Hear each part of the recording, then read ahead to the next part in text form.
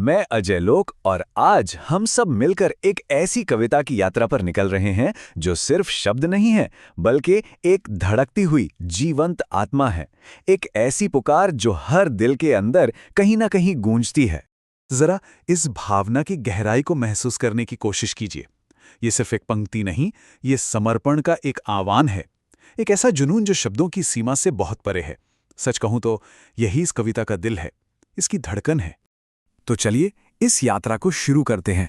पर रुकिए, इसके अर्थ की परतों को खोलने से पहले क्यों ना हम इस कविता के संगीत को, इसकी भावना को सीधे सीधे महसूस करें। हम इसकी आत्मा को खुद हमसे बात करने का मौका देंगे। तो अब पेश है ये पूरी कविता अपने असल रूप में। बस इसकी ध्वनि और इसकी लय को अपने अंदर उतरने दीजिए। जिसका तन मन धन सब कुछ हो अपने देश के लिए, जिसका दिल हो जान हो तन मन प्राण स्वदेश हो, जिसका जीवन मरण स्वदेश हो, जीना उसका जीना है, जिसका ऐसा नहीं मरण है, मरना उसका मरना है, जिसका हर उपकार स्वदेश हो, जीना उसका जीना है, जिसका ऐसा नहीं स्वदेशी, प्यार वृथा ही करना है, जिसका कुछ अभिमान स्वदेश हो, जीना उसका जीना है, जिसका ऐसा नहीं सुयश है, पाना उसे ना पाना है, जिसका हितअपमान स्वदेश हो, जीना उसका जीना है, जिसका ऐसा नहीं, अरे मन, जीना है नहीं जीना है। तो अब जब हमने इस कविता की आत्मा को महसूस कर लिया है, अब वक्त है उस मन को समझने का, उस जहन को जानने का जिसने इन पंक्तियों को जन्म दिया। ये हैं गया प्रसाद शुक्ल, स्नेही। भारत के स्वतंत्रता संग्राम के उस दौर में ये सिर्फ एक कवि नहीं थे, ये देशभक्ति की एक बहुत ही जरूरी, एक बुलंद आवाज थे। कहते हैं इनकी कलम महज कलम नहीं थी बल्कि एक तलवार थी। ये जो टाइमलाइन है ये उनके जीवन का एक खाका खींचती है। देखिए, 1883 में उनका जन्म हुआ और उन्होंने अपनी कविता को राष्ट्रीय चेतना जगाने का एक जबरदस्त जरिया बना लिया। वो स्नेही और त्रिशूल जैसे नामों से लिखते थे। सोचिए, त्रिशूल नाम रखकर ब्रिटिश शासन के खिलाफ लिखना कितना साहस रहा होगा। 1972 में वो हमें छोड़कर चले गए, लेकिन अपने शब्दों के जरिए हमेशा के लिए अमर हो गए। चलिए अब वापस कविता पर लौटते हैं और इस बार इन छंदों की गहरी परतों को एक एक करके खोलते हैं, देखते हैं कि क्या शक्तिशाली संदेश छिपा है इनमें। सबसे पहले ये शब्द स्वदेश, इसका मतलब सिर्फ कंट्री या होमलैंड नहीं है। नहीं, इसका अर्थ इससे कहीं ज्यादा गहरा है। ये एक एहसास है, एक पहचान, एक चेतना है।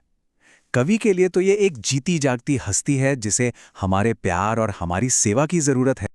और फिर आती है यह पंक्ति। ये कोई मामूली बात नहीं है, कोई गुजारिश नहीं, ये तो एक सीधी पुकार है। एक ऐसी पुकार जिसमें कोई समझौता नहीं है। ये एक कसम है, एक प्रतिज्ञा। तो यहां कवि क्या कह रहे हैं कि देशभक्ति सिर्फ महसूस करने की चीज नहीं, उसे जीने की चीज है। उस जमाने में जब ये कविता लिखी गई, तन मन धन का ये समर्पण एक नारे से कहीं बढ़कर था। ये एक पवित्र यज्ञ में दी जाने वाली आहुति जैसा था। क्रांतिकारियों के लिए तो ये जीने का एक तरीका था, एक फलसफा, जहां उनकी हर सांस, हर सोच और हर चीज देश की वेदी पर चढ़ाने के लिए थी। अब इस पंक्ति को देखिए, यहां कवि जीवन और मृत्यु के सबसे बड़े सवाल को छू रहे हैं। ये सिर्फ कविता नहीं, ये दर्शन है। ये हमारे होने के मकसद को ही एक नई परिभाषा दे देती है। तो यहां कवि एक व्यक्ति के मकसद को पूरे देश के मकसद से जोड़ रहे हैं।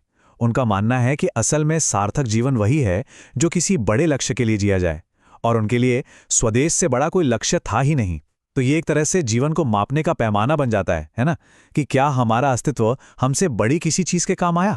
चलिए अब इस कविता के संदेश को थोड़ा और ऊपर उठाते हैं और इसे जोड़ते हैं उस अनुभव से जो हम सब इंसानों का साझा अनुभव है।